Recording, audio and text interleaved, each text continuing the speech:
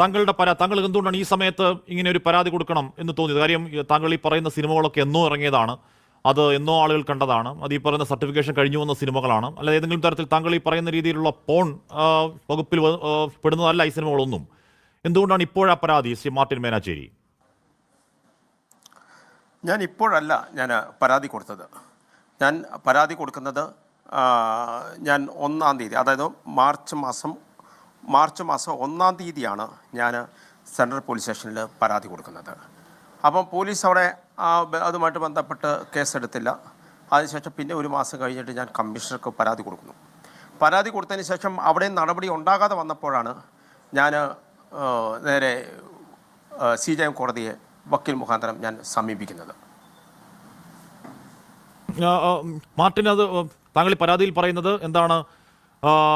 തിരുനിർവേദം, പാലേരി മാണിക്യം cinema, പ്രതിയുടെ പരസ്യം ചിത്രീകരിച്ച കളിമണ്ണ് തുടങ്ങിയ സിനിമകളിലെ ഈ വൾഗറായ വീഡിയോകൾ ഉപയോഗിച്ച് അറപ്പും വെറുപ്പും ഉണ്ടാക്കുന്ന രീതിയിൽ എന്നൊക്കെ പറയുകയാണ്.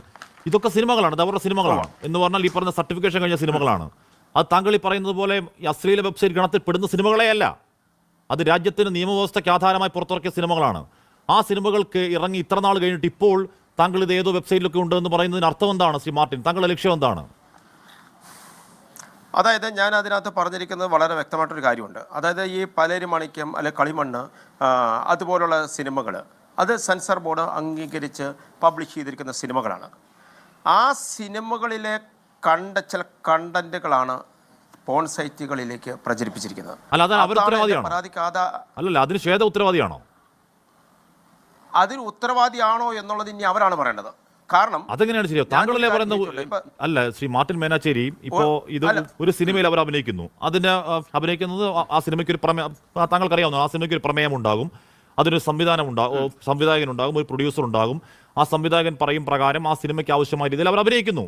അത് രാജ്യത്തിന്റെ നിയമവ്യവസ്ഥയ്ക്ക് അനുസൃതമായ രീതിയിൽ അവർ അഭിനയിക്കുന്നു. അഭിനയിച്ച ശേഷം അവരുടെ ആ സിനിമകളുടെ ഈ പറയുന്ന രീതിയിലുള്ള വീഡിയോ ക്ലിപ്പുകൾ ഏതെങ്കിലും ഞരമ്പ് രോഗികളെടുത്ത് ഏതെങ്കിലും സൈറ്റിലിട്ടാൽ അതിന് അവരെങ്ങനെയാണ് ഉത്തരവാദികളാവുക ശ്രീ മാർട്ടിൻ മേനാച്ചേരി? അപ്പോൾ അതായത് 1999 ഇവർ കോഴിക്കോട് നിന്ന് പ്രസിദ്ധീകരിക്കുന്ന ഒരു പത്രത്തിന് ഇവരൊരു ഇൻ്റർവ്യൂ, അന്ന് ഈ ശ്വേതാ മേനോൻ അത്ര പ്രസക്തിയായിട്ടുള്ള ആളൊന്നുമല്ല, പ്രശസ്തിയൊന്നും നേടാത്ത ഒരാളാണ്. അന്ന് ആ ഒരു പത്രത്തിന് കൊടുത്തിരിക്കുന്ന ഒരു അഭിമുഖത്തിൽ ഞാൻ വളരെ ഹോട്ടസ്റ്റ് ആയിട്ടുള്ള ഒരു വുമണാണെന്നും പൈസ കിട്ടിക്കഴിഞ്ഞാൽ സെക്സിന് വേണ്ടി ഏത് വീഡിയോസും ഞാൻ ചെയ്യുമെന്നും എന്നുള്ള രീതിയിൽ വളരെ വ്യക്തമായിട്ട് താങ്കൾ ഇതിലേക്ക് സെക്സ് കൂടെ പറയുന്നത് എന്തിനാ?